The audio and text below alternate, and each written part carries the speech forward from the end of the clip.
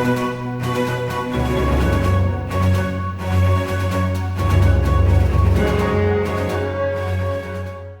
guys, welcome back to another video, and today I am going to be reviewing the final movie in the Venom trilogy, which is Venom The Last Dance, starring Tom Hardy and Rhys Ifans.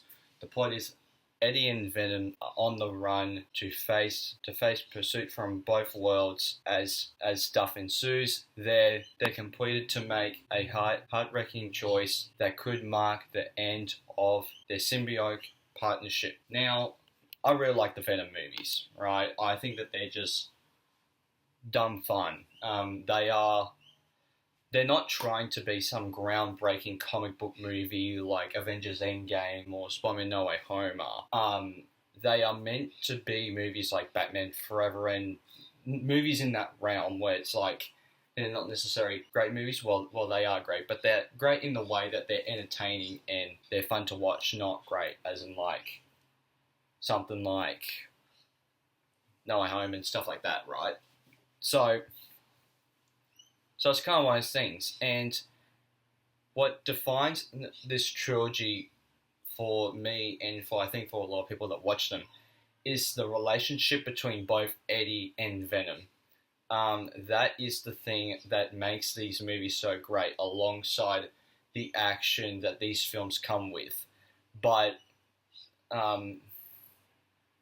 this is one of those reasons why the Venom movies are so beloved, if you do like the Venom movies, right? I really think that the final act of this movie is the best final act in the trilogy. It has the whole thing of using different symbiotes to take down a bigger threat within these giant spider things that work for Null the God symbiotes, which, more on him in a second. But I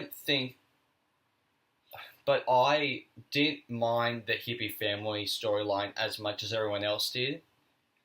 But I was a little disappointed in Rhys Ifans' character though, because he played Lizard in The Amazing Spider-Man 1 and Spider-Man No Way Home. And this movie, I mean, you would have thought so, because in the trailer, you could kind of piece together that this takes place after No Way Home, because the No Way Home post-credits is literally Venom in the bar and then getting blips back into his world. Which that's correct. So this movie does explain that. It blips back into his world.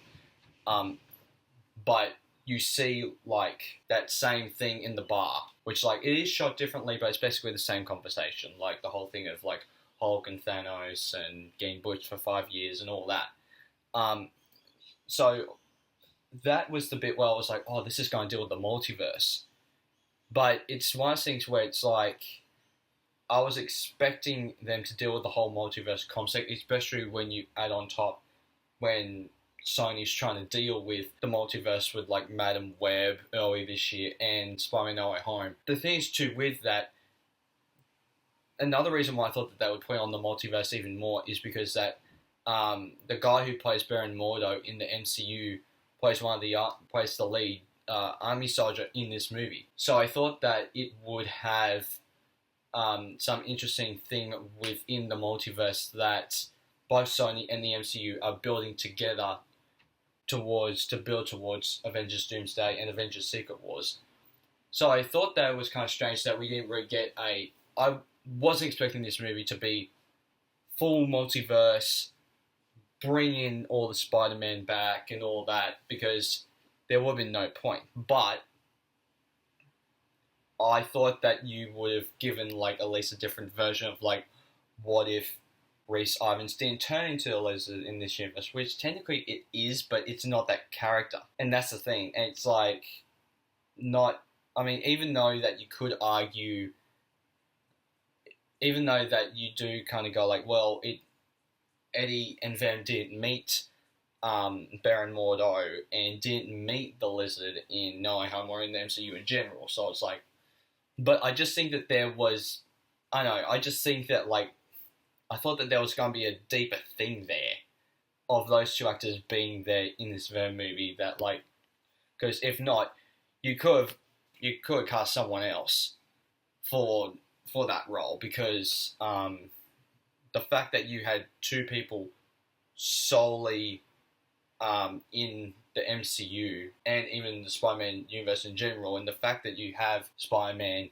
Across the Spider-Verse and Beyond the Spider-Verse coming out soon, and even apparently Spider-Man 4 probably dealing with more of a multiversal thing between either before or after Avengers Doomsday.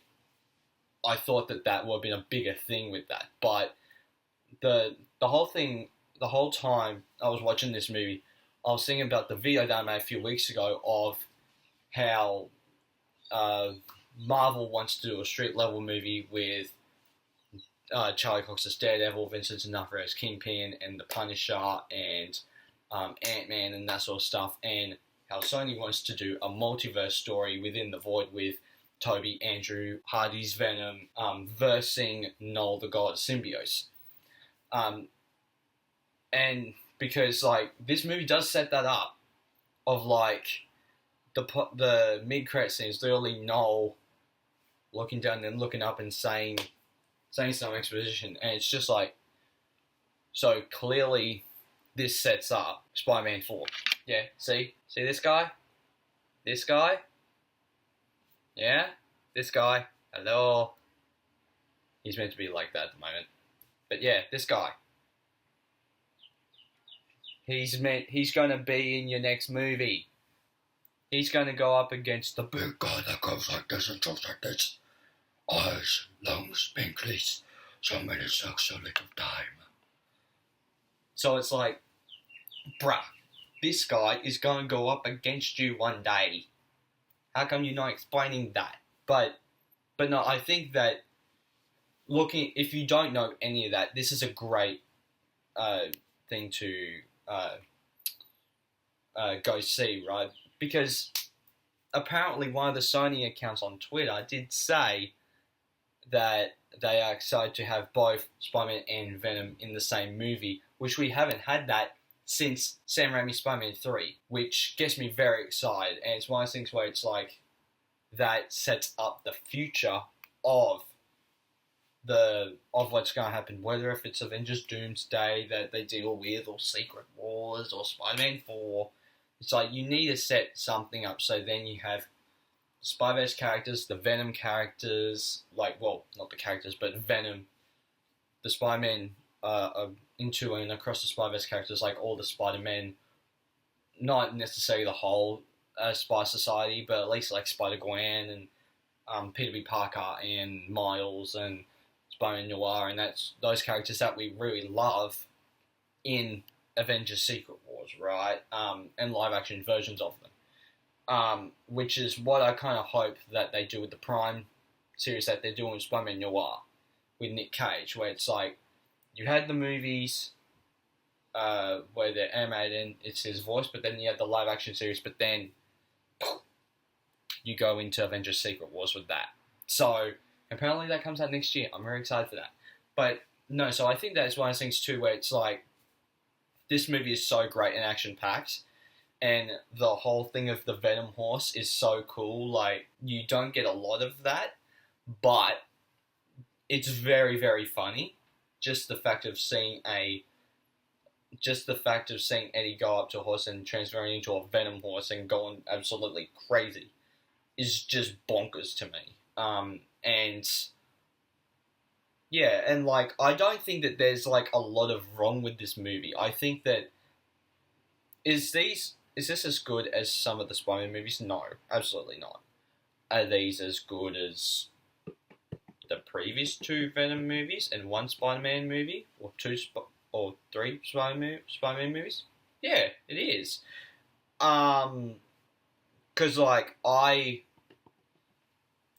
the thing is too, I am going to do a ranking video of the Spider-Man movies, including the Venom movies and Madam Web. But I'm not going to include the Spider-Verse movies because I have some controversial things to say. If you already want part of my controversial takes on them, go watch my Spider-Man No Way Home.